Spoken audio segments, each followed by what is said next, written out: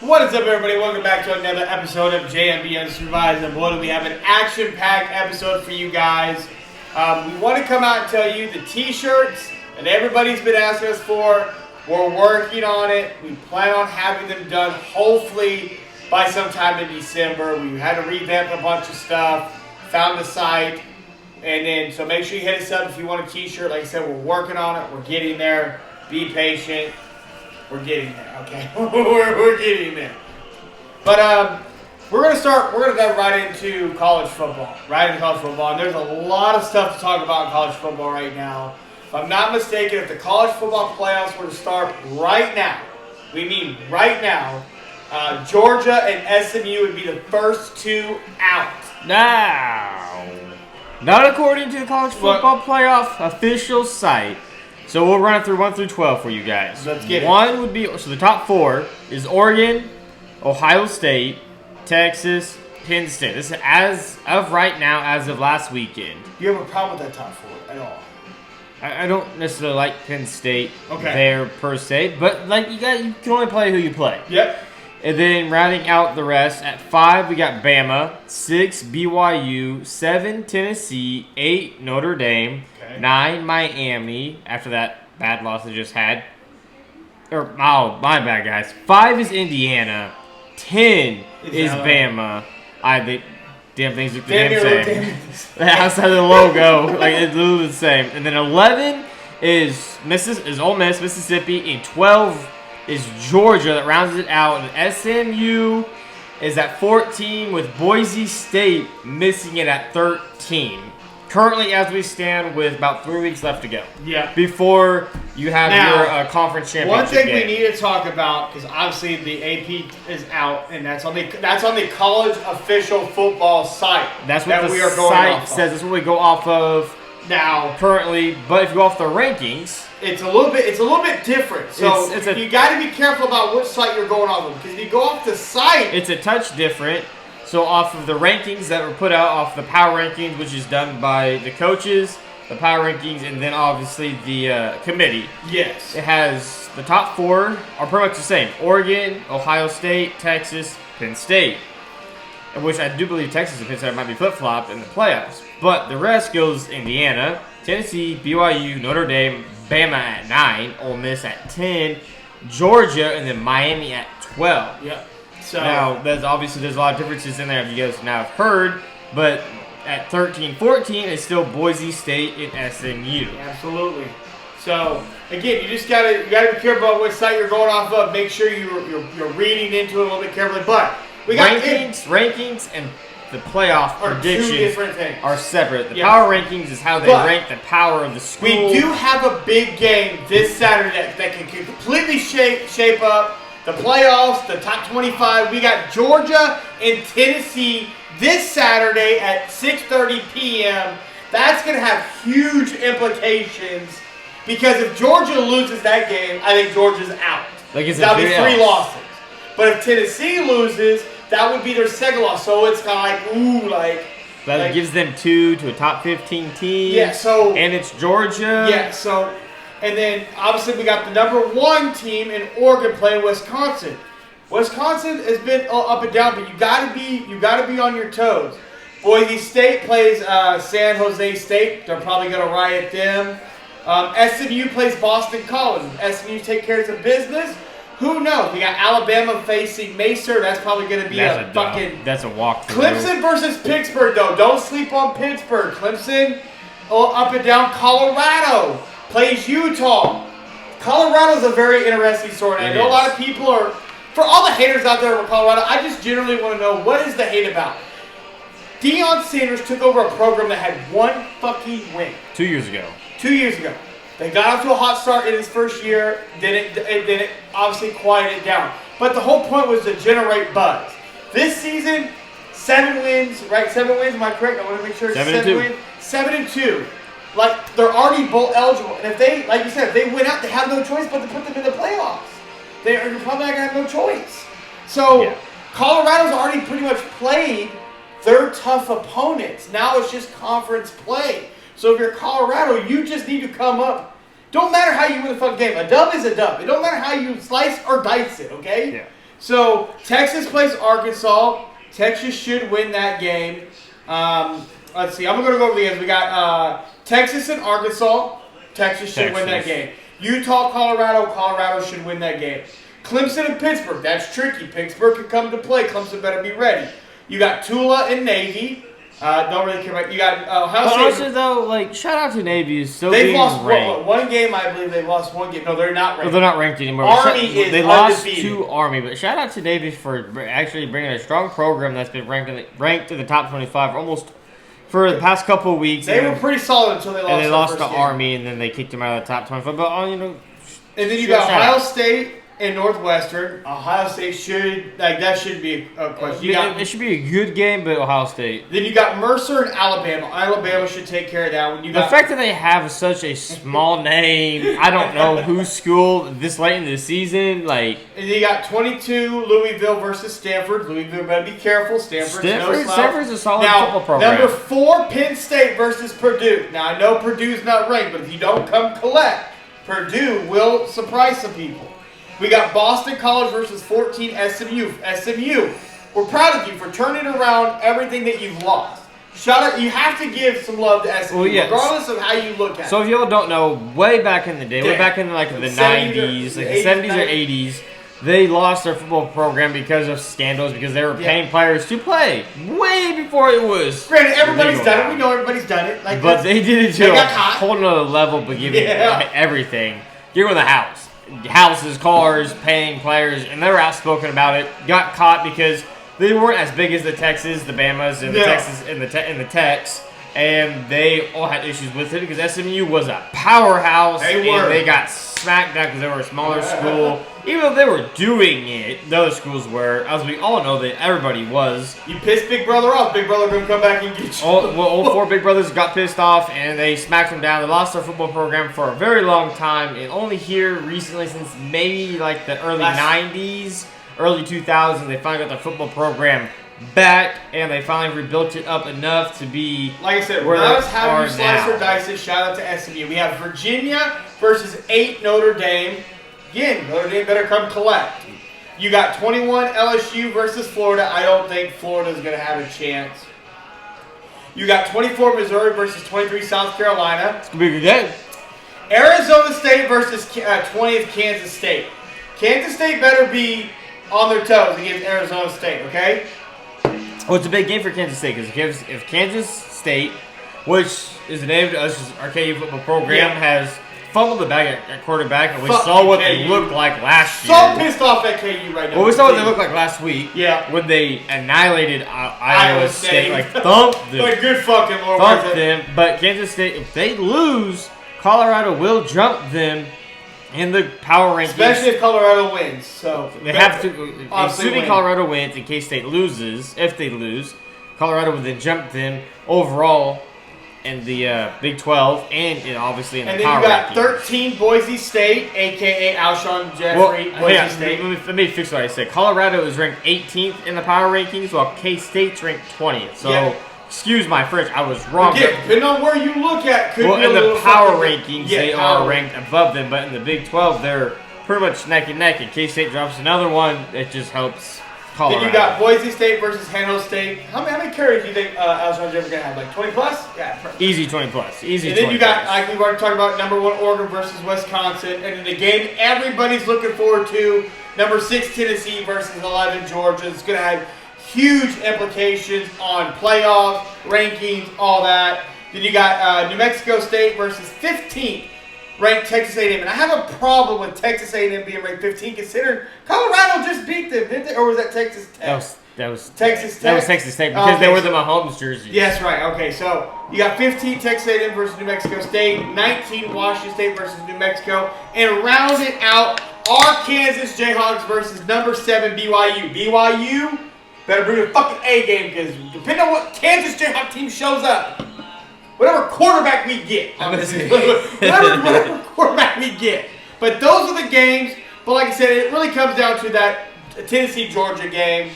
Honestly, I don't even know who is going to win that game. It's really going to show, to me, it's going to be defense.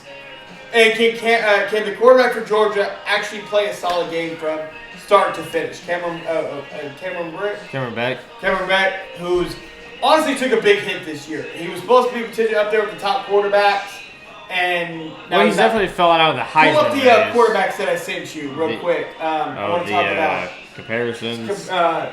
Let's see where we got. We're getting there. There we go. So these are the top 4 quarterbacks that are possibly quarterback ones in this upcoming NFL draft. We got Shedeur Sanders. We have Cameron Ward, Jalen Monroe, and Quentin Evers. Now, when you look at their stats, we're all pretty fucking even. Who do you think is quarterback 1 in this NFL draft, in your opinion? Well, in my opinion, every quarterback in this draft has question marks, regardless of how you look their at difference. I question Milroe because he had such a shaky year last year, but he's looked better. But he reminds me a lot of Jalen Hurts-esque, which isn't necessarily a bad thing. The dude's been to a Super Bowl. He's a solid franchise guy, so that's not a bad knock. And then Quinn from Texas, he was potentially going to come out last year. He gives me, again, it's a tough comparison, but he gives me Eli Manning vibes at times. Eli Manning vibes. Now, less interceptions, but the way he just reminds me of He gives me Carson Palmer vibes. Okay. He's kind of Carson Palmer vibes. Sanders, to me, is, out of all of them, is very intriguing, just based off the fact of what he's had to work with. He's with talent, he looks good, but he also looks like, to me, he takes some unnecessary sacks, trying to get bigger plays, and then sometimes he has no choice because they are behind the sticks. Now, I don't know if you're going to agree with this, but Cam Ward, to me, reminds me a little bit of Russell Wilson. I think he reminds me a little bit of Russell Wilson. I like a little bit of like Russell Wilson, like a Jameis Winston kind of like mixture with him. I think out of all of them, the most intriguing, not the biggest upset, because I think Shedeur has a lot of untapped raw potential with just like the NFL mind. I think he's going to probably, if he is coachable by somebody else that's not his dad. And he has a fucking offensive line. Well, that's another thing that's just hilariously impressive. But like Ward, to me, out of all of them, is the most intriguing. What he could potentially become at the next level. Got you. Okay, that's fair. But yeah, those are really the top 4 quarterbacks that we have. Shedeur, I can't really give you a comparison for Shedeur because I don't know. I just don't know yet. Like I mean, and this is coming from people that we've watched him from Jacksonville State, when he was at there, and then he come to Colorado. I just don't know where to really compare him at. If I had to say maybe like a smaller Cam Newton, Russell Wilson, maybe. Well, he's bigger than Russell Wilson. Yes, but like I'm just saying like just the way. Honestly, to me, Shedeur is probably the most. Almost, because he played as a freshman in high school, so he's played a lot of ball in high school. He's been a starter. He's never missed a game outside of the one game that his dad benched him because he was late. Honestly, to me, he looks like the most polished prospect probably since Andrew Luck. Not mind-wise, but mechanically sound and able to decipher and read defenses. Yeah, that's fair. And his decision-making and his arm talent is out of this world. He gives me... I don't know. There's not really a quarterback that comes to mind. That's why I say it's hard. Like, I try to nitpick his game. Like, who does he remind me of at times? Because he's not really a scrambler, but he has the ability. So, to me, he's his own kind of unique talent, and it's that swag aspect he gives off. That I just really hope, me personally, that when this NFL draft rolls around, we do not hear, well, this guy's going to be the next Patrick fucking Mahomes. Because you got to stop doing it to these guys. There will never be another Tom. Well, I think he's going to get that, though. Because I wanted to say he kind of gives me, like, Mahomes kind of, like, thoughts.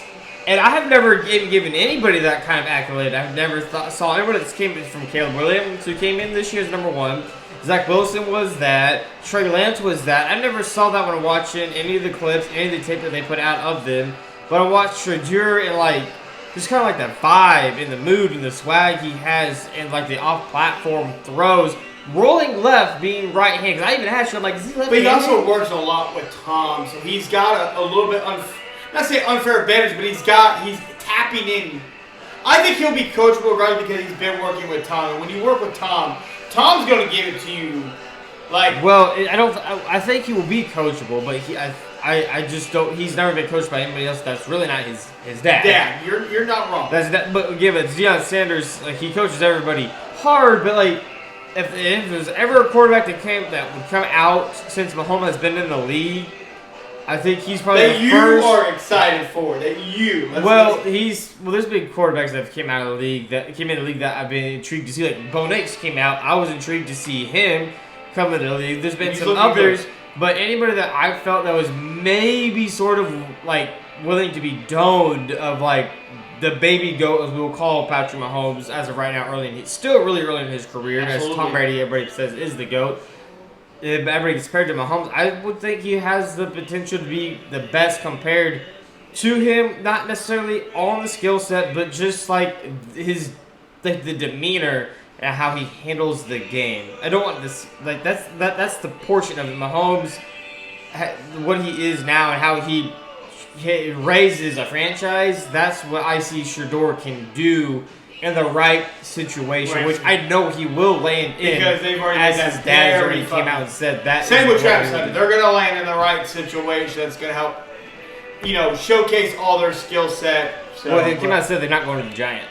Well, would you go to the Giants? No, but I'm just saying, he already said that Giants is not on the table. No, so. But to me, that's the best comparison. And I don't that very lightly because same when people try to say Brock Purdy kind of a Tom Brady, I never did that because they were so similar to where they were drafted. Yeah. He was towards the very end, and he was the Mr. Irrelevant Brock Purdy was. Yeah. But I never. That's not even close to the same. But everybody tries to say, "Well, the next Mahomes," and they all flame out. And I've never seen it. But with him, it's just I don't know. Maybe it's the Deion Sanders swag. He embodies his dad a lot, and that's contagious to a team. Yep. So, but like I said, college football is ramping up. We're gonna keep you guys posted, so make sure you stay tuned for that. Moving into the NFL, there's a lot we need to talk about in the NFL. We're gonna start with Caleb Williams and the Chicago Bears. You guys did not know, Chicago Bears did fire their offensive coordinator. Did you know, actually, that the Bears have fired 2 OCs in this calendar year? It's unfortunate because you guys, again, let me make this clear. And this is how I feel. Brandon and I differ on this one just a smidge, but we also agree. I do believe Caleb Williams has the potential to be a very solid, good, maybe potential, great. Not saying he can be, because the jury's still rookie year, long career to go. Caleb Williams has to understand that what you did in college and how you did it in college is not going to work in the National Football League. Everybody as fast as you, strong as you, if not stronger than you, and their IQ is off the fucking chart. You are playing with grown-ass men that do this for a living. Live and breathe it. And what you see Caleb Williams trying to do is shit that he did in college, and it's not working. Jeff Saturday said that very perfectly on Get Up a couple days ago. He's trying to do the shit he did in college, and you need to understand, college, NFL, two fucking different things. They're two different things. Because in college football, you play fast tempo. Everything's being called to you. You're not having to do it. In the National Football League, you are having to do it. You have to read the defense. You have to call the motherfucking plays. You have to be able to call out the blitzes, everything. In college, normally all that is called out for you. You're looking to the sideline. In the National Football League, you're not looking to the motherfucking sideline. The coach is looking at you, bitch. You better get it done. And when you look on paper, Caleb Williams, again, and we still believe, is landed in the best situation for a #1 overall quarterback ever. You have DJ Moore literally mid-fucking play walking off the motherfucking field like, bitch, I'm done. I am done. You have already being talked about people wanting him benched inside the Bears organization. Don't know how true that is, but it is a source. It's true. It is true. So it is true that multiple people, I bet DJ Moore is the top of that list. The coaching staff had that conversation as they were firing the OC. That was a conversation they had. Brandon here has some stats. Before we get to this, though. Go ahead. So, as we've talked about Caleb Williams a lot, his sophomore year he won the Heisman in college. His junior year, I just see a lot of Caleb Williams his sophomore year, but his junior year he came out and I saw him junior year. I'm like there's some flashes. Yeah. But okay, I can see what would make you excited about him. I guess I could see it. And what you're saying in college, you know, like, you don't have to do it all as a quarterback. You don't have to read it all. It's not put all on you. A lot of the coaches give you a lot of it. And sure, they cut the mics off in the headset. Well, some programs don't even have the headset. It's all done by the sidelines. Which is baffling to me. Get a fucking headset for your quarterback. Which is baffling. But even if it cuts off, you can still look and they'll tell you. In the NFL, not necessarily, but in the NFL, everybody is athletic. In college, you could go against, you know, the even the best of the best are still not going to have the most athletic guys. I mean, Bama's literally going against a Notre Dame college. Yes. So like, you're going to be way more athletic because you have the better. You have the better guys. You have the better athletes. So there's that difference, and you see it. And I said it like, I think it was week 1, week 2 into the season. Caleb Williams trying to scramble, do what he does, and he gets caught. The pocket breaks down. He jets out. Bam. Well, I told you, when he's supposed to step up, he steps back. When he's supposed to step back, he's stepping up. The mechanics are off, and we've always said. I don't necessarily know if the mechanics are off. I don't trust Chicago from top to bottom. I made that clear. That's what I'm really trying to get to is that, one, he doesn't have that twitch acceleration. Mahomes has that twitch acceleration. You know, you have the Hurts, the Lamars that are just fast. The Josh Allens that are just going to Josh Allen's just going to run through you, but Josh Allen also has a quick acceleration and quick burst. There's other quarterbacks that can manipulate the pocket. Now, we also understand he is a rookie, but he is a rookie. But what I'm saying is, so you and I both agree that he's got drafted into the best situation. Boy, you tripping over here now. You tripping. Caleb Williams has been drafted into the best situation at a #1 overall pick ever, probably in NFL history. It's not really an argument. Talent-wise, surrounded him from the defense that he has to the O-line, who's really a top 15 unit, at worst a top 18. And oh my, what? That's funny. He's just like spazzed out over here because I don't know. He tried to I thought that dog was getting him or something. I don't know.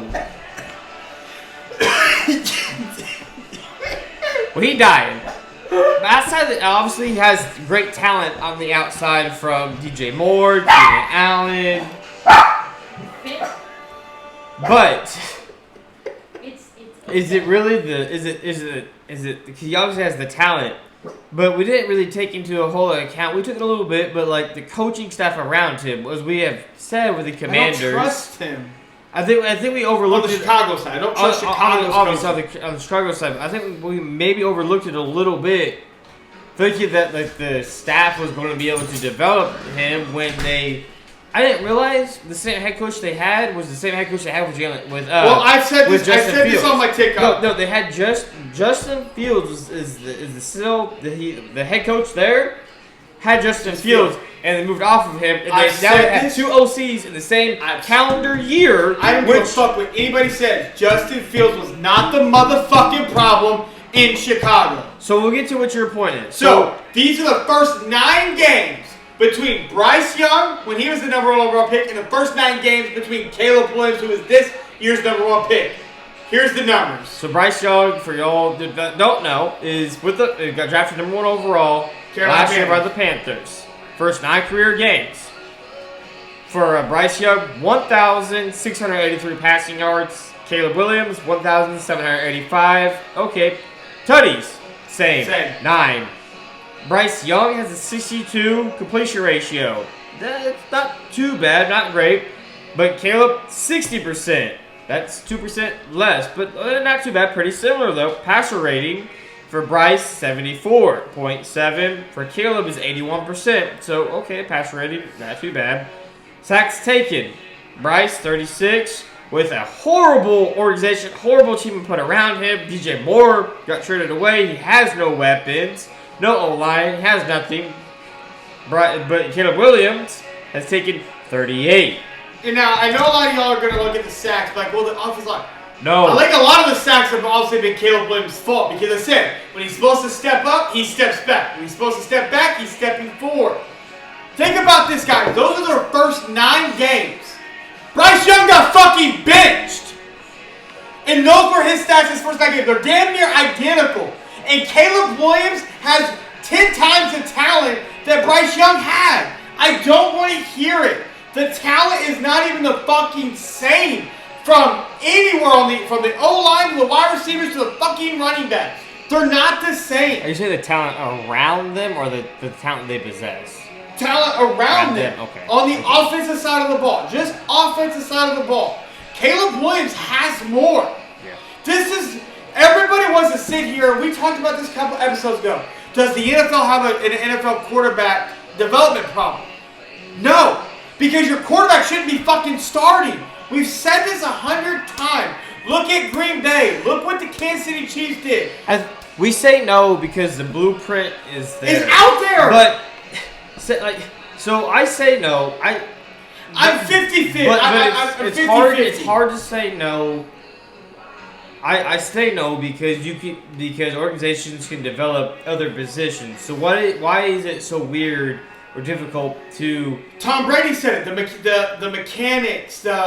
We expect these young guys to come in and be great right off the rip. Instead of the fundamentals are not there. But they water the offense. According to Tom Brady, they water it down. The Bengals corner said the best. Oh, we just run college offense. I mean, why not? But he's a college quarterback. That's what the command. That's Jalen Daniels. Why wouldn't you put him in a system that makes him feel comfortable? So you have one, and then as he gets better, you add more, you change it. At what point, make him feel comfortable? Look at Bo Nix. It took him a minute to get. I mean, they were very soft, limited his throws. He didn't have a lot of yards, and then as the weeks have gone on, Denver might have somebody in Bo Nix. Let's keep that in mind. So let me take that. Let me pin it here. I have another thing I want to pin it here. Pin it, baby. Let me stick with Caleb Williams and Bryce Young comparison. Panthers organization, ass. Bears organization, they ass, but ass. No, it's ass. They ass. They're both ass. They're both ass in our lifetime and y'all's lifetime. They're ass. And they're not ranked great. Because the Bears have... Chicago's worse, though. Okay, so the Commanders OC... Kingsbury, right? Yes. He wanted to coach Caleb Williams. Yep. The Bears passed.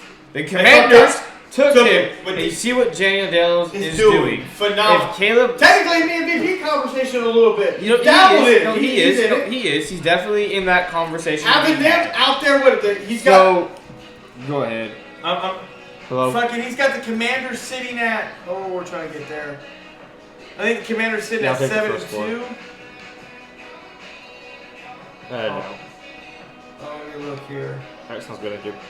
Yeah, Jalen Daniels has got the Commanders sitting at 7-3 with a rookie quarterback. But think about this though: the Commanders, aka Redskins, whatever the fuck you want to call them, they've been a dumpster fire of an organization. They cleaned motherfucking house from the top all the way down. Yes, they have a new owner now. They have all new coaching, and look what it's done. It's changed the motherfucking culture. Now, I'm not trying to come at you guys hard, but look what the Commanders did. They changed the culture. The Panthers and the Chicago Bears need to change the culture from top to the motherfucking bottom. And I'm talking new owners, GM, coaching, to nutrition, trainer. Everybody got to go. You need new people in here. And I'm going to stand on that because it's ridiculous. Chicago on paper has talent out the ass. Bryce Young comes from Alabama. Nick Saban coach. He was coached so goddamn tough. And to sit there and say that these guys are not good. Now, again, Caleb Williams is, again, he won the Heisman, but he also, he showed you that he had flaws. And when he went to Chicago, you're like, okay, he has potential to be good. I do think he has potential to be good. But I don't trust Chicago.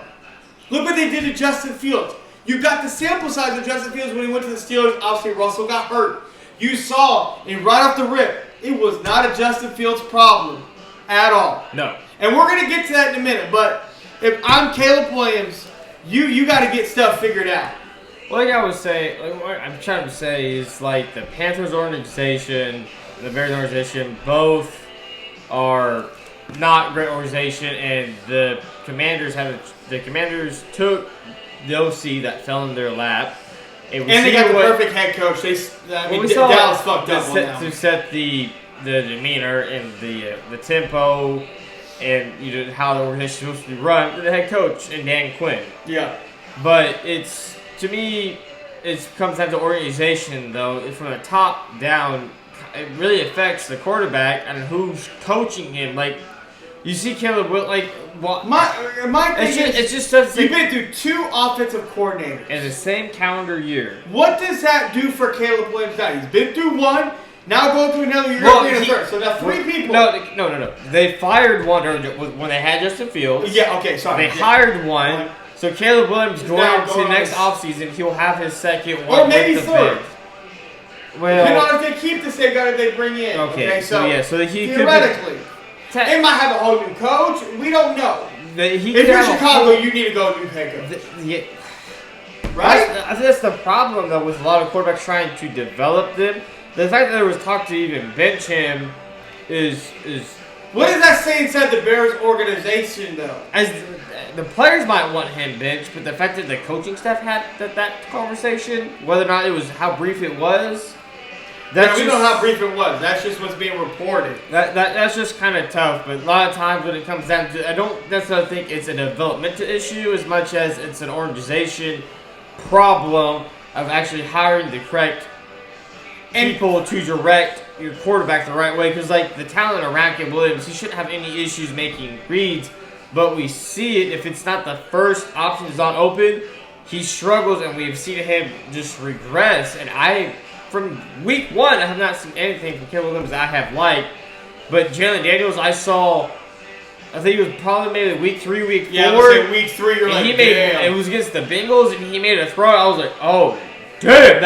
And he threw it on a dime, too. It was a dime. I'm like, wow. And that's a throw you're like, damn, a rookie quarterback made that throw. That's just something you see like maybe a vet. You don't see a rookie doing that. But that's how we feel about Caleb Williams. And, the Bears got a lot of work to do. Now, I want to move over to keeping on Justin Fields. We have Russell Wilson, the Steelers, and the Fields talk. I have to personally say I owe Russell Wilson an apology. I'll be the first to admit I owe Russell Wilson. Russell, I apologize. It is crazy to me, and we saw a tweet about this the other day. I think it was yesterday I showed you. It is crazy how Russell Wilson is having fun dancing on the sideline, having a great time. This is what happens when you have a team that builds you up versus a team that is tearing you down. If you guys don't remember, Russell Wilson's teammates in Denver were in his face screaming, yelling at him. And Sean Payton didn't do nothing about it. Russell Wilson handled it very perfectly, though. Sean Payton handled it well in the press conference. Russell Wilson handled it like you thought he would. But his teammates were tearing him down. Now, I was very skeptical about what we were going to get with the Steelers because Fields played well. I didn't think Fields lost the job. He led them before. I thought Fields got the rookie playbook, as in I will give you limited amount. They give you a short leash, knowing we all knew Russell Wilson went there because he was promised to start a job. Yep, absolutely. He obviously had an injured calf. Justin Fields got all of training camp, mini camp, the preseason, and they got to start, and he started and had them off to, I think. Mind you, the 2 games that they lost was not Justin Fields' wasn't on him, no. But like the offense didn't necessarily look like how it looks, quote unquote explosive like it does under Russell Wilson with the passing game.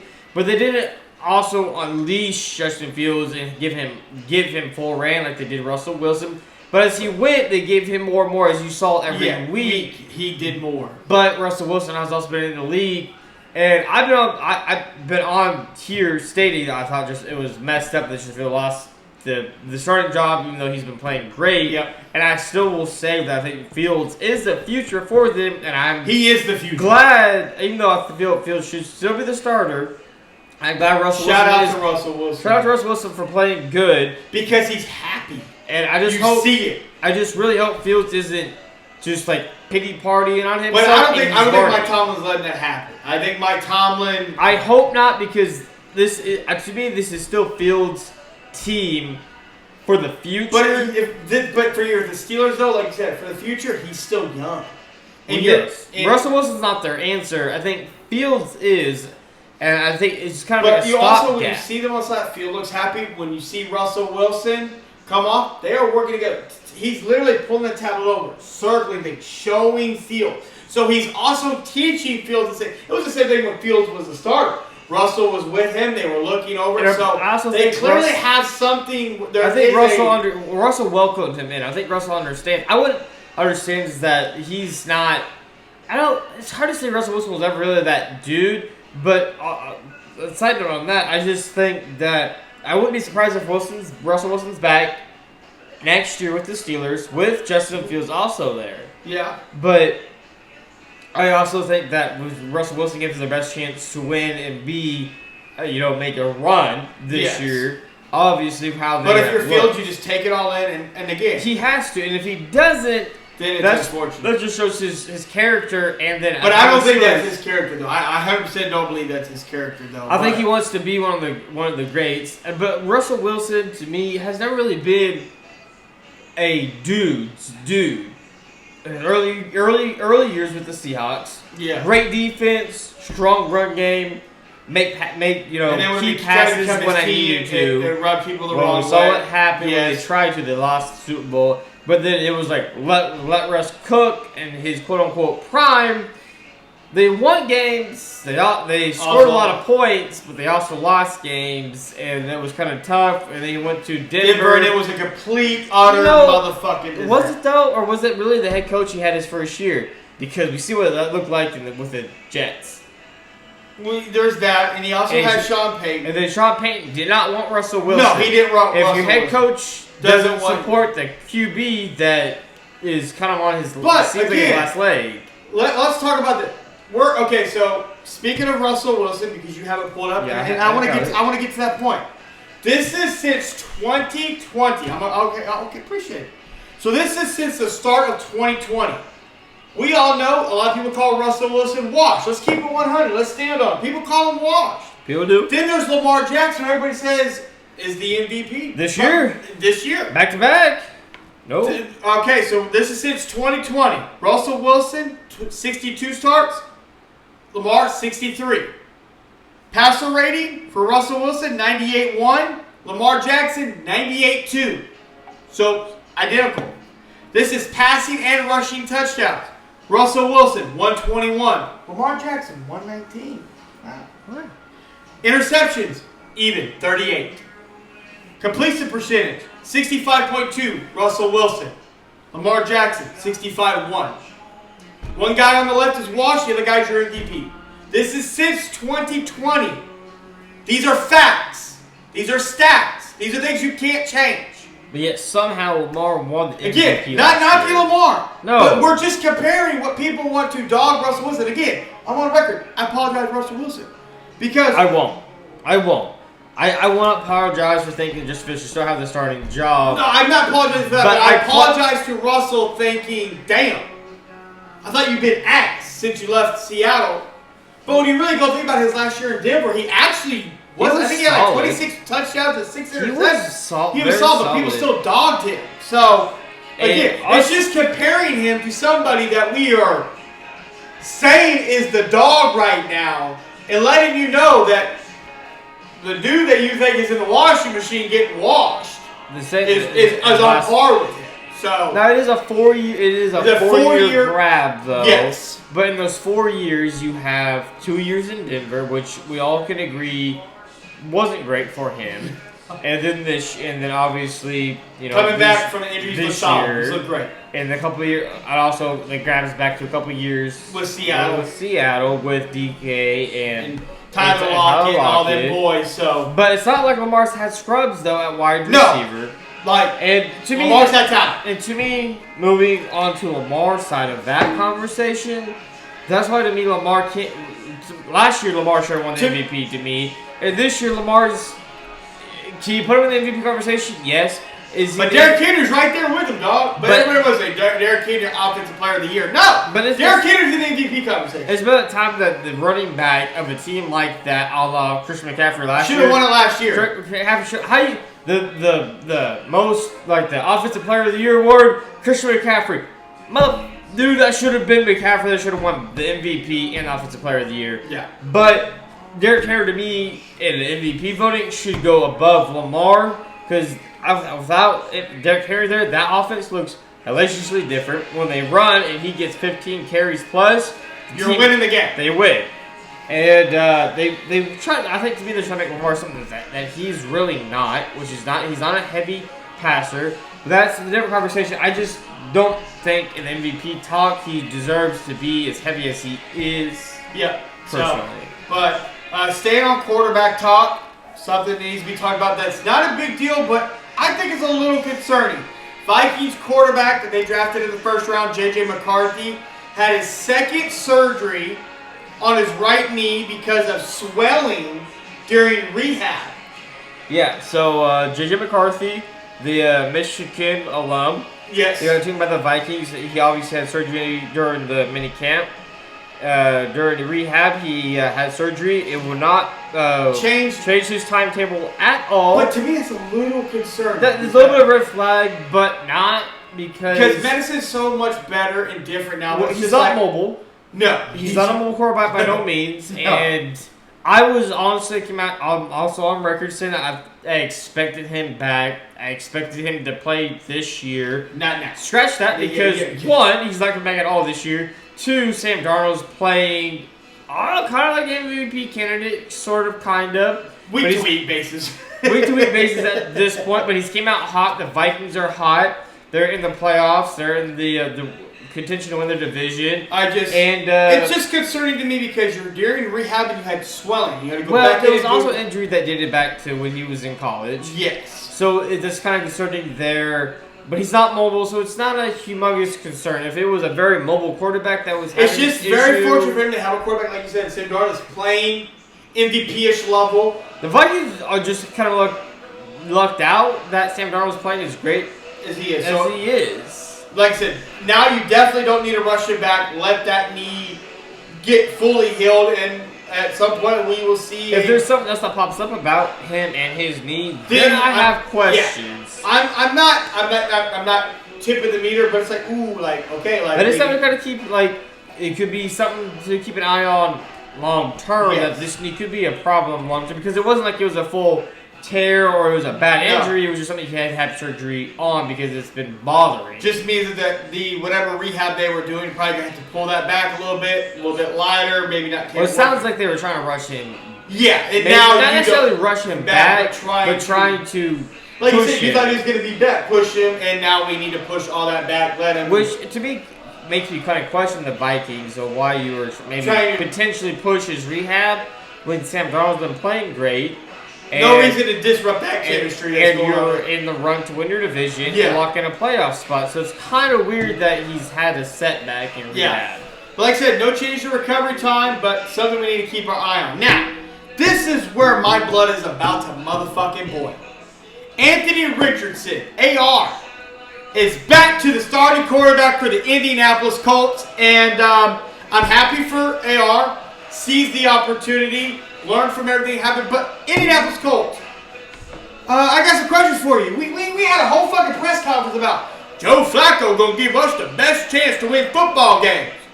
AR, going to the bench. Joe Flacco, rest of the season. Damn, how long did that last? 2 games? Can we take the Bears? Panthers, can I snag the Colts? Put them right in there, bro. What the fuck is going on? This is why. Speaking of the quarterback, this is why we have a quarterback development problem because of shit like this. You take a young guy who you knew, we all said it, was a project quarterback. The potential was Lamar Jackson as he has the ability, but he's a project. And you take him out, and then now you're inserting him again. How is this going to help him become a leader, develop, when his confidence is honestly shook? He got hurt in his rookie year because they ran him more than I think he needed to. But like you said, take the Colts. Let's put them in there with the Panthers and the Bears because this right here is disappointing because you did a whole press conference. You humiliated this man on national television. Because he tapped himself out because he was And then you tired. came on national television and said, you should have lied. Well, the man told the truth. So I respect him for telling the truth. I understand. You've never seen a quarterback do it, but wide receivers tap out, running backs tap out. I get linemen don't tap out. But guys tap out. Just a quarterback position, you don't do that. And I think AR was pressing. He was trying to live up to what everybody thinks of. AR just sees this opportunity, learn from it, develop, get better. Don't overthink it. Believe in your first read and your second read. Don't take unnecessary hits. But if you're the Colts, I'm disappointed. I'm disappointed in the Colts. To me, what are the Colts? What is the Colts right now? I just want to clarify what the Colts record is. Let's see. They are 4-6. So Joe Flacco was the starting quarterback for the last 2 games, and they've both been L's. The Bills game, he threw back-to-back interceptions. Right. Well, I mean, yeah. Again, Josh Allen also threw an interception in that game, but it's hard to say that. Honestly, if I'm the Colts owner, Jim Irsay, I'm firing my head coach. I'm done with you. You benched the really kind of a dude still in his rookie campaign. Because he's only started with 10 games total in totality. I don't know if he's even started that many. It's somewhere around there. Because he only played 2 or 3 games last year, and we just got to 10 games for some teams this year. Like they have 10, they have 9. So some teams haven't even played that many games.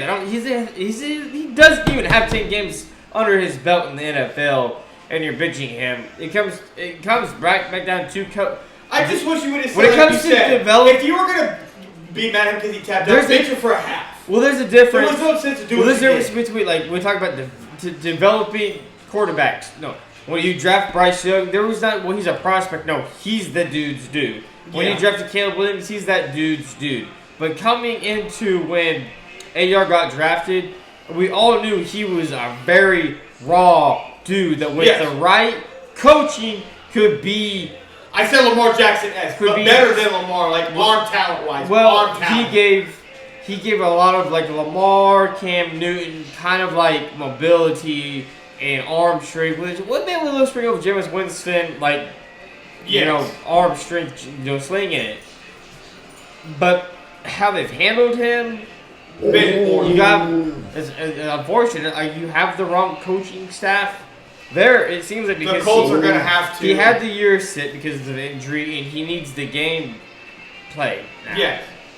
And they have a great roster. They have Jonathan Taylor. They have Michael Pittman Jr. They have talent on that roster. But AR, like we said, he was a project player, and you knew it when you drafted him. The whole world knew it when you drafted him coming out of Florida.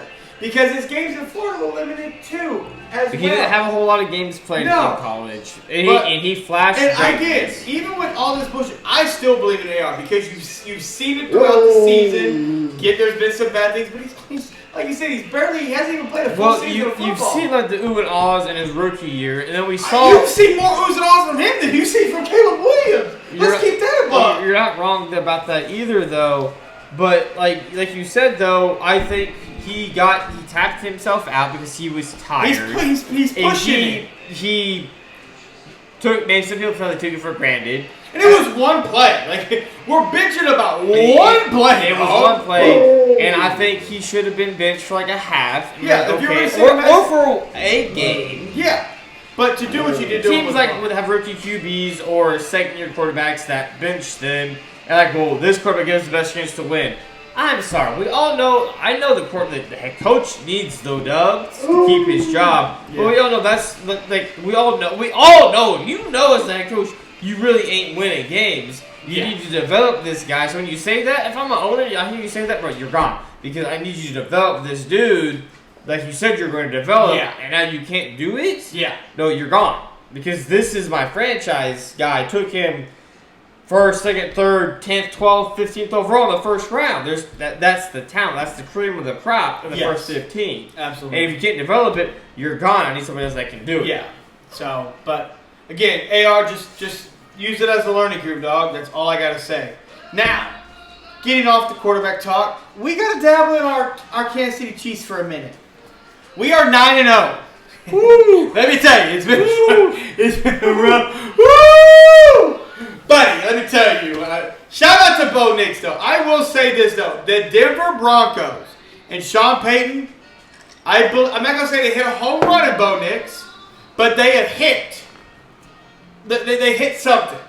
They can get the talent around him. They've unleashed him a little bit more. Yeah. He came into Kansas City as a rookie quarterback. Now, mind you, guys, if you don't know, Bo Nix played a lot of years in college football. So he did. The question, Brandon, I've had about Bo Nix, what is the ceiling? Because he played so long in college, he's more NFL ready than any other quarterback that came in, even the lottery picks, because he played so long in college. But he played his ass off against Kansas City. Our Kansas City Chiefs came through, blocked the field goal. Now, I know everyone's bitching about the field goal kick, but we were attacking that dude all game. All game. We are 9-0.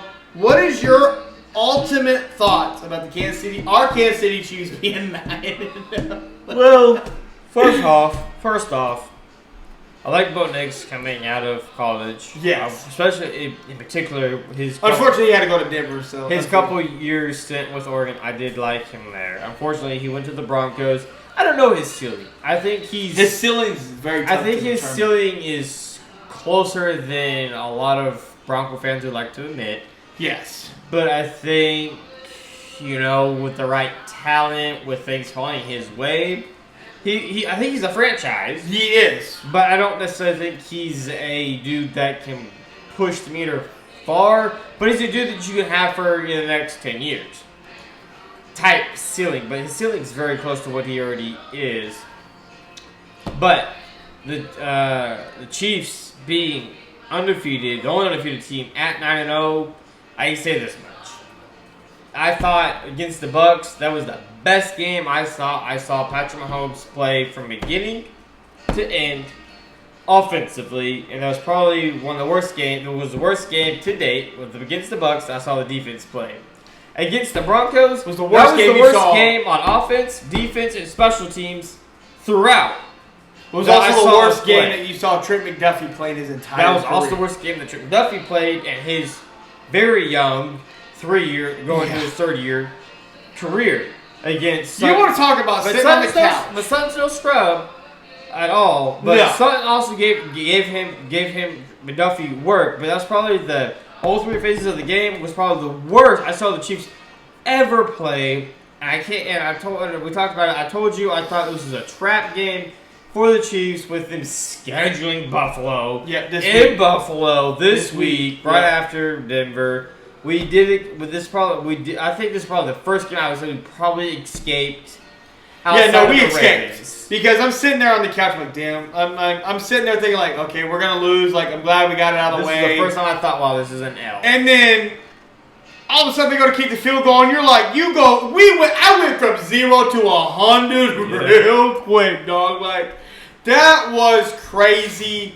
Shout out to, I can't see Chiefs, man. They're just finding a ways to win. They're exploiting certain things, and they exploited that side of the field goal on that line. They exploited it all game, but the Buffalo game is going to be good. It's going to be fireworks. It really is because, again, Josh Allen's been able to beat us in the regular season.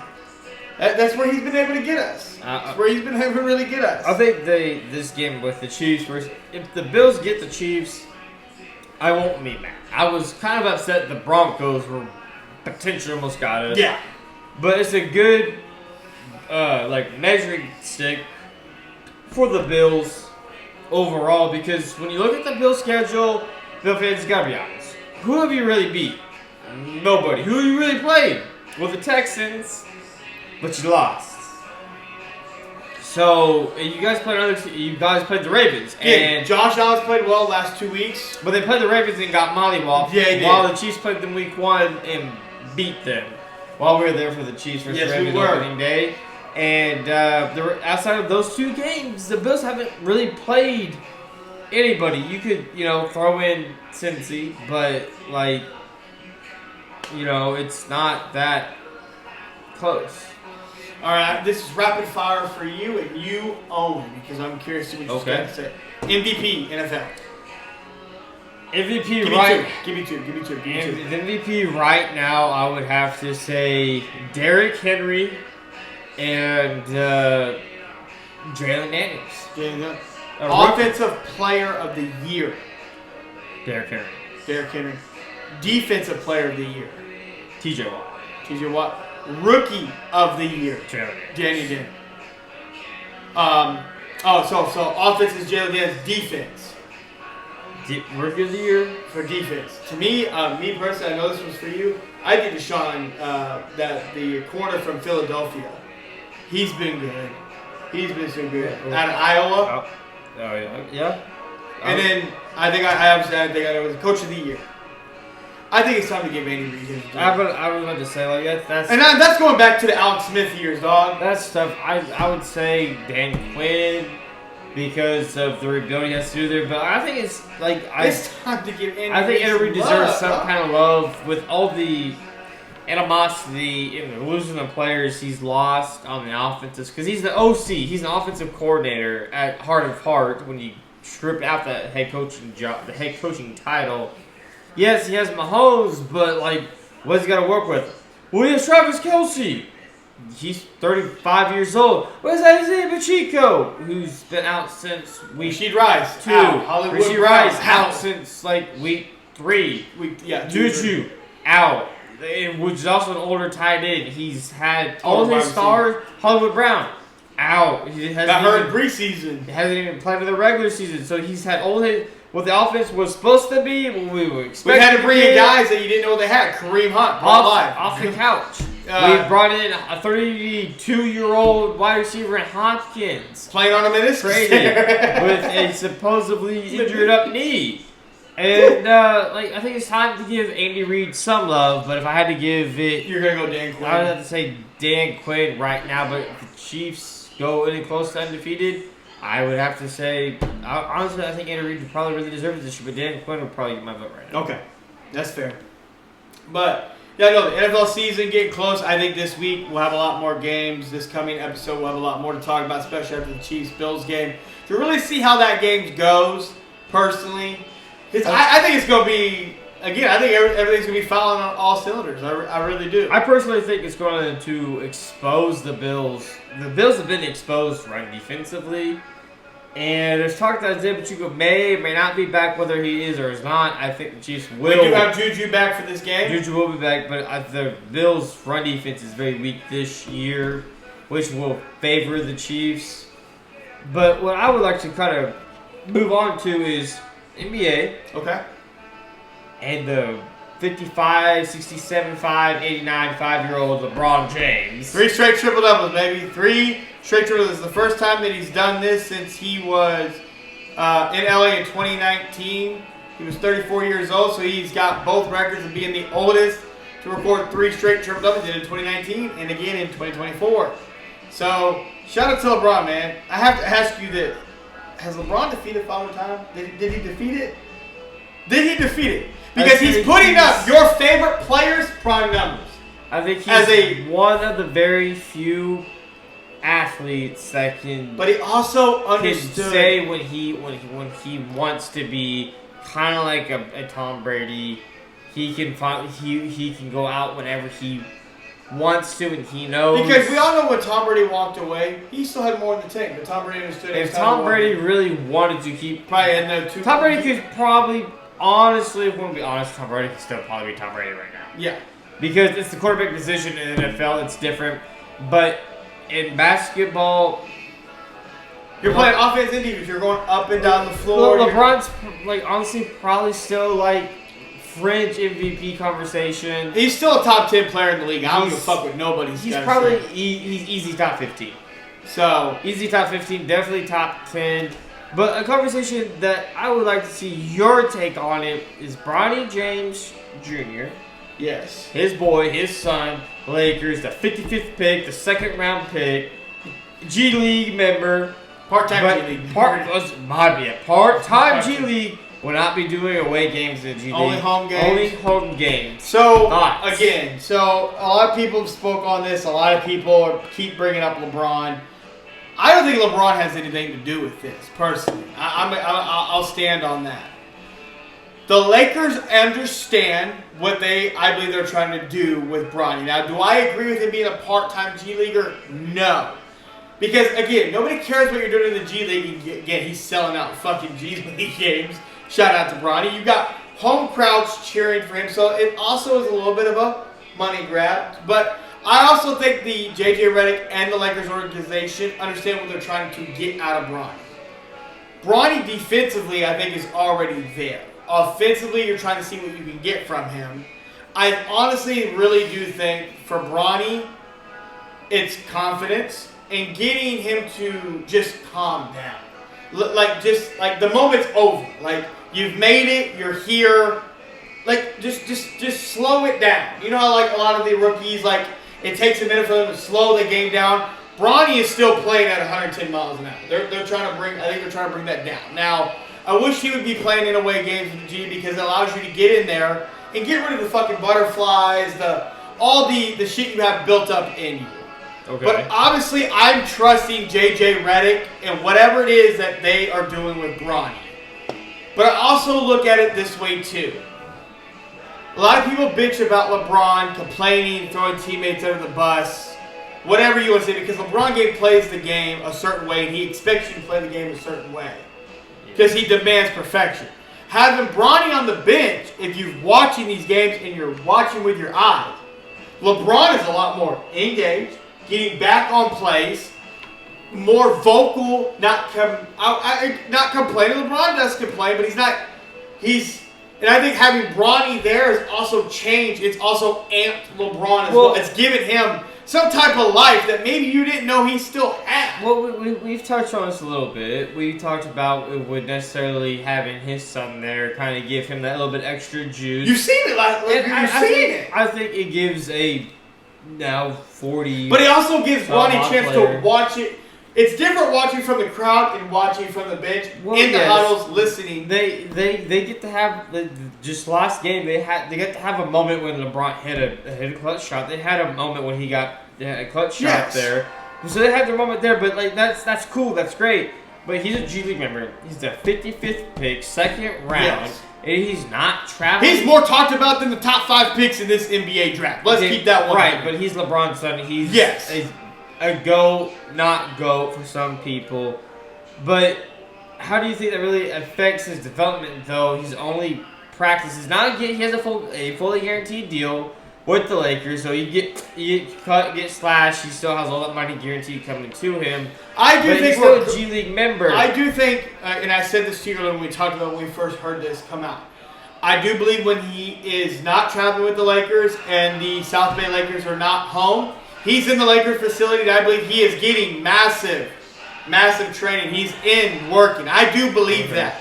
Because he is LeBron's son, and he's seen his dad, the time, the effort, the nutrition, the work that goes into it. I do believe that they are working because I do believe they know what Bronny is and isn't. They are just trying to nitpick the things that they need to figure out about Bronny. Okay, so you say that. So obviously we get he's seen his dad. His whole life. He's 19 years? Yeah, he's seen it. But you have Dalton Knecht, the first round pick that just went 5 for 5 and was a big part of their win. He was.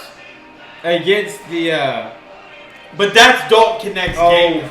Against the Grizzlies. Against the Grizzlies. And LeBron even shouted Dalton Knecht out. And he's not nowhere. He's not on G League. He's traveling with the premier. He's not on the premier team. He's on. He's getting minutes. Yes. There's a big gap there. But there's a big Dalton gap was a first round pick. Okay, but Bronny also. But Dalton also fell too for whatever fucking reason that was. He did fail a little bit, but the Lakers didn't expect him to be there. Oh no, they did. But Bronny was also a top 5 guard in the nation when he came out of high school. He was an All-American, which has nothing to do with his dad. No, because that's just right. Because yeah, do you have any problem with him not any like nepotism or anything like that with him not playing nepotism is in all society. It's everywhere you look. Okay, that's great, but he got where he's at now. He got there because of his dad. Yeah, that's easy to say. He got to, but him playing away games, you don't have a problem with.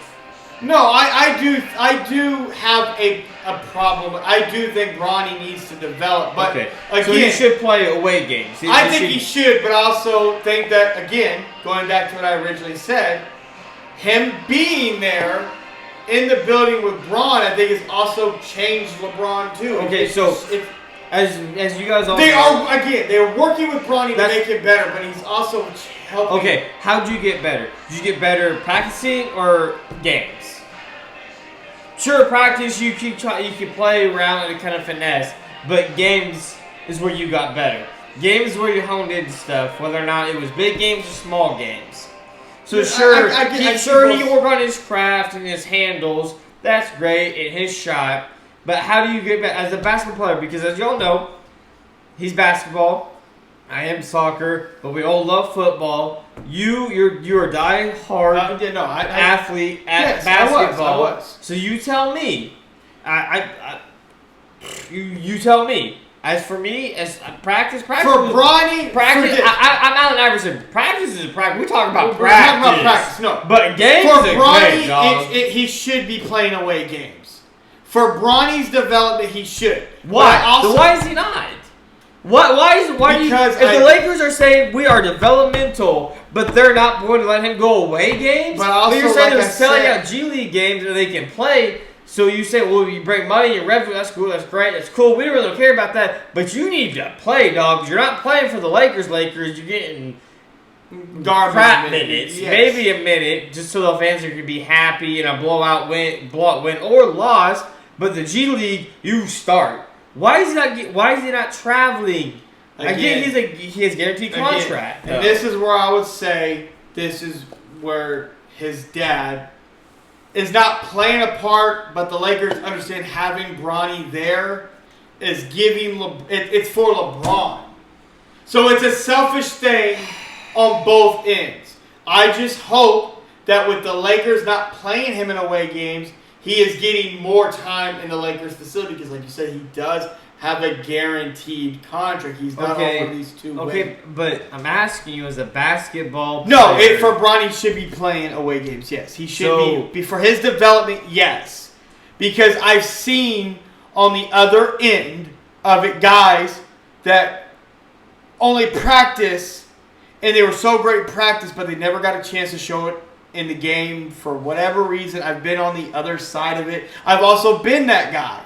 I had to work my motherfucking ass off to be great at basketball. Basketball was not my main sport. Football was. My parents gave me an ultimatum. People used to call me the white Irish because I was always on the floor getting to the basket. I was little. But for football, you little. But I was big. I had to change my body from basketball from football to basketball. Still little. When I started basketball, I was just a 3-point shooter. I couldn't dribble with you made me put that fucking ball down, boy, we're going the other way. But I worked my ass off from practice, off season. I was not the most athletic. I couldn't jump the highest, but I had heart. Boy, I tell you what, I saw that Bert today. That's 31-year-old Bert. But that's what I'm saying. But practice and game is different, though. Yes. So why is he not getting the extra gameplay that we all know where you really get? Because we all athletes here know, practice is just going to be practice. You might look good in practice. Everybody look good in practice. Well, some people don't look good in practice, but they look great in games. Yes. And he might look really great in games, but I just hope Bronny is, for whatever opportunities he's getting, whichever there are, he's... Okay, let me put it this way. I'm with you on what you're saying. I don't like that he's not playing the away game. No, I'm with you. I think he needs I think he needs every game he can get to develop. I don't care about the full nepotism thing or he's got this or that. Because he's gotten to where he's at because of his dad, which is great. And that's everywhere. So don't put it. Don't. Pin it there. Real quick. That makes no. That makes me mad when people say, "Well, he's only there because of his dad." So is like legitimately anybody that's successful is because of who you know. Like so that's Fortune great. 100 companies, you there because of your dad, Like, your mommy, bro. Like, Let's keep it we're all 100. there because of who we know. So I don't care about that, but it's what you make of it. And I do think they're hampering his potential. What you and I think he can be, but not allowing him to Because I do play. believe he can be Drew Holiday. I think he should not. I don't think he should play in. I think they should activate him and keep him on the home game roster for LeBron and let him travel. So you're saying reverse it, make him play away games and home games with South Bay should Lakers, have and only be in the arena for Laker home games. No, he should be. He should. For me, he should play the. He should play the full G League schedule as much as possible.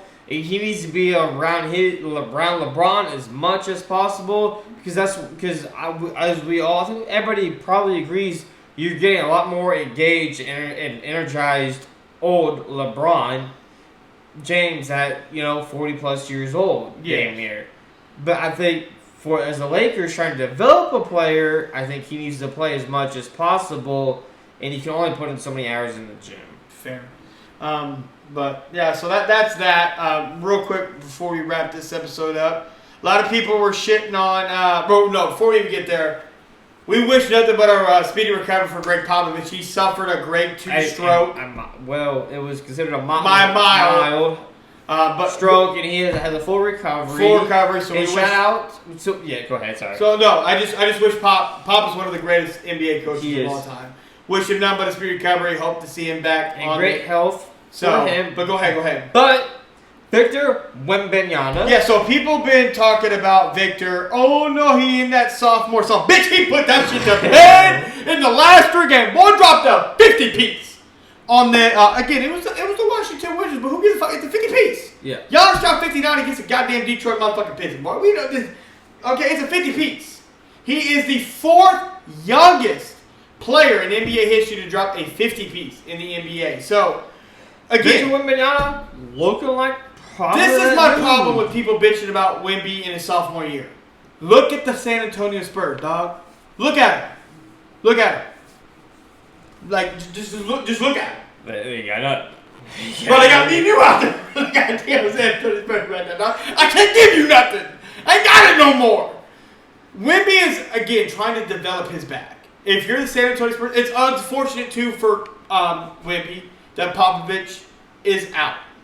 It hurts him a little bit, but I do think Popovich still has a big say. Because it's different. When Pop is on the bench, it's different. Pop is not there, so it's different. I don't care what anybody said. Well, I think Pop has a very strong coaching staff. So Wemby's out there. I do say this, though. In that 50-piece, Wemby dropped 8 threes. I believe it was 8 threes. Wemby! Get your bitch ass in the goddamn paint, dog. Dude, who is guarding you in there? He is. But that jumper's smooth. But I say though, his jumper is very smooth out there. But like, he get in the paint, dog. That's all I gotta say. Get in the paint. I'm pretty sure KD weighs more than him. Dog, you. I'm sorry, but like the dude can jump pretty much from like the top of the paint and dunk. So I mean, he does it from all levels and gets you all levels. I'm just saying, like I said before, though. I think Victor and KD's ball guy or whoever who's coached KD up on his handles get together. I'll just say this: both a very San Antonio style. Wemby's young, but the ceiling for Wemby is through the roof. We also have to understand who Wemby is. Tall guys his size don't naturally last long in the NBA. Well, now, I'm not wishing nothing on Wemby. Well, he hasn't showed a whole lot of injury issues like Chet over there at OKC. But he's put on muscle. He has. But so he's doing the right thing. Well, like you said, though, Chet did. He fell. He tried to block. He fell on the ground. Andrew Wiggins broke that hip. It hurt his hip, so now he's out for a couple months. But Chet has put on weight. He's in the right organization to put on the correct kind of weight and skill set with the bigs that the Spurs have developed. Yeah. And so he also has Tim Duncan there. He's working with those guys. And he has the experience of CP3 there now, too, there to kind of Wemby's giving him, or CP3's giving him easier like lobs and easier buckets at the rim. But it's more for me though, like in game, sure, but like it's more the experience and how to be an NBA player. Yeah. Wemby's gonna be fine. San Antonio just put a better roster around him. Speaking of in due time, in due time, I think so good. But also, like, don't take too long because, like I said, you just never know. Like, Wemby's doing all the right things, putting on muscle, doing everything. Guys his size, naturally, it don't last long. I'm very curious to see where they transition after Pop because obviously... I hope Tim Duncan takes over. I think I wouldn't be mad about Tim Duncan taking over the Spurs. He's been an assistant. That's Mr. Fundamentals right there. So that's Mr. Fundamentals. Which would be great to see him get... you wanted him a little bit post-game. I wanted him, I wanted both. I wanted always get. Wemby is your. Honestly, Wemby could do it all. He could shoot. Obviously, he has a 3-pointer mid-range post game. He has handles. He can hit free throws at a high clip. Wemby can do it all. It's just putting it all together with a team around him. Well, I think as a player, as just him as himself, I think he will get that post game. I think honestly. If he could get I'm drawing up is it the Skyhook? Oh, Kareem Abdul-Jabbar. If he could get in with Kareem and pay the money, because it's pricey to get in with Kareem. Even work with Akeem. That footwork or Kareem in the post game with Tim Duncan when you go back to them, and you get in with KD. I offensively, dude, it's scary as a motherfucker. Because he can do it all. But the question I have for you before you try to shut me down. No, go ahead. Doc Rivers and the Bucks. Well, he trying to leave. We out, dog. He trying. We out. Milwaukee, what are you doing? Get that man out of there. Listen, I'm gonna keep this 100. That'll be 4 coaches. Let me keep this 100. For 3 or 4 coaches. He's gonna disagree with this, and that's okay. And I'm gonna. I don't know. Maybe 50-50. Doc, at a point in time. And is still a good coach. But he doesn't fit in this NBA no more. He don't fit. It don't work. What you did with Boston, kudos. I'm happy for you. You won a championship. But you won one. What? And you had Ray Allen, Paul Pierce, Kevin Garnett, Rasheed Wallace. You had all the boys. Rajon Rondo. You had all them dudes. Then you went to the Clippers. You choked. Well, you had Chris Paul. And I know you weren't out there playing, but your play calling didn't work. You couldn't handle it. So whoa. So you think he was actually was a good coach at one point? He won one chip with Paul Pierce, Rajon, Ray. There's a lot of Kevin Garnett. He had 4 All-Stars. No, and you say he was a great coach then and got one chip and lost to Kobe? And Pau Gasol? Again, his style of coaching doesn't That fit. was then, though. No. It only got 1 ring with those 4 Hall of Famers. Well, hey, the fact I thought we were going to shut this down, now you go, no, listen. Because, no. I just want to know, Milwaukee, you fired Adrian Griffin. Which I don't understand, by the way. 30 and 13. 30 and 13. Because he asked star players, I need you to sacrifice more. To play defense? Give me more. To play defense? And then he bring in Doc. To play what defense. What Doc do? What do you see Doc do? Well, this is what you see. Let me show you what you see Doc doing. This is what Doc doing. Well, he has a losing record. Hey, give Giannis the ball. Give Giannis the ball. Well, he dropped. Hey, there's a wall built, but just give Giannis the ball. Give Giannis the ball. That's right. And so Giannis dropped a 60-piece and barely beat the Detroit Pistons. Do you understand how dog shit the Detroit Pistons are? I just want you to take that for and Pistons got great talent. They do. They have some talent, but it still is the Pistons. Are dog shit. So again, I ask you think Doc Rivers was a great coach? Was a good coach at one point because he won 1 ring. He don't fit no more. He won 1. No, he's the only coach I know that lives off 1 ring away. Boy. You say he's a good coach because he was a good coach at one point. When? But one season you won the ring. Make my pen, dog. See, I'm already getting angry at you. You say he's a great coach because he won ring. He had more talent when it went back with Rajon Rondo running the show. So you have player coaches. He's a player coach. Is he? But Doc doesn't understand how to. Like, he doesn't demand. He had Ben Simmons, Joel, Thomas Abalosha, and they still couldn't get it done. How is he a player? Boy, you mad. He bragging shit over here. How is he a player's coach when he can't get it done with the stars? He had Chris Paul at his He's power. Blake Griffin all players, he's had a lot of talent. Okay, so with the Celtics, he had the power. He had prime Raja.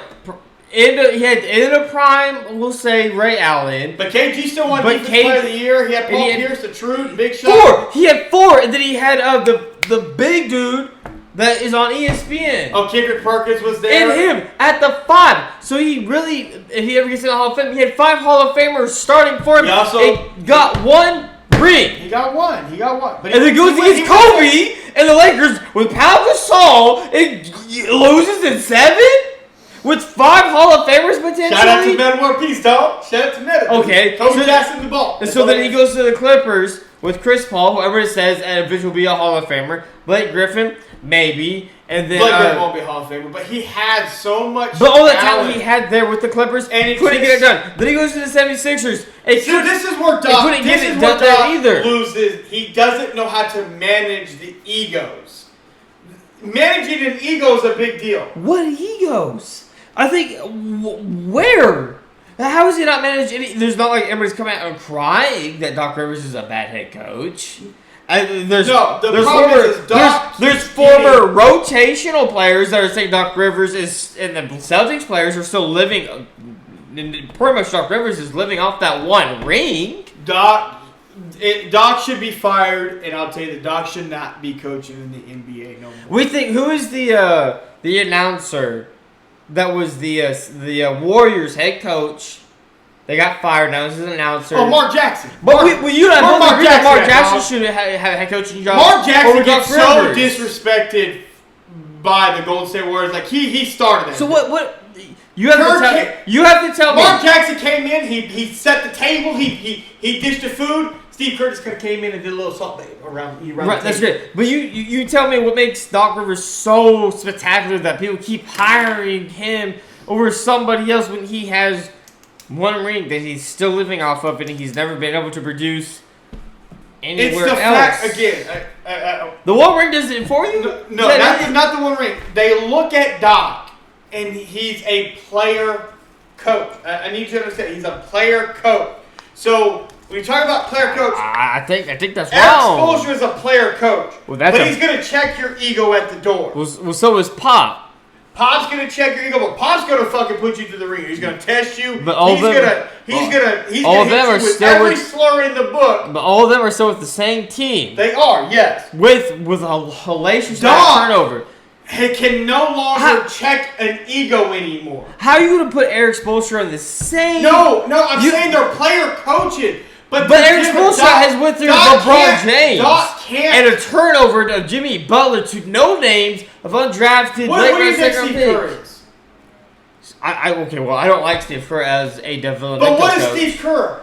Steve Kerr? Steve Kerr was amazed by a 39-year-old LeBron James, by a 39-year-old LeBron James working out in practice. We're talking about practice. Steve Kerr is lucky he has Seth Curry still. Once Curry's gone, dude, he gone.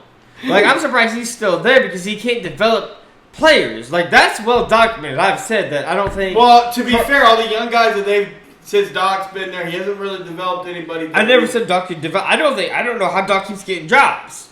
No, Doc shouldn't have a job. He should be fired. Kerr, I'm surprised he's still there with the Warriors, but he can't develop players either, let alone big men. If you are a Milwaukee Bucks fan, you better be. You're probably shitting. You're almost shitting because Giannis is almost on. Because Giannis is out, Dame's going to be out, and you're going to be blowing up, and you're going to be. You got 4 coaches on the payroll. So, but NBA in-season tournament starting this now here soon, or it's starting. It started. So, but make sure you tune in next week. We're going to be talking more about the in-season tournament. We'll see what happens with Doc Rivers. NFL is getting closer. College football playoffs are getting here.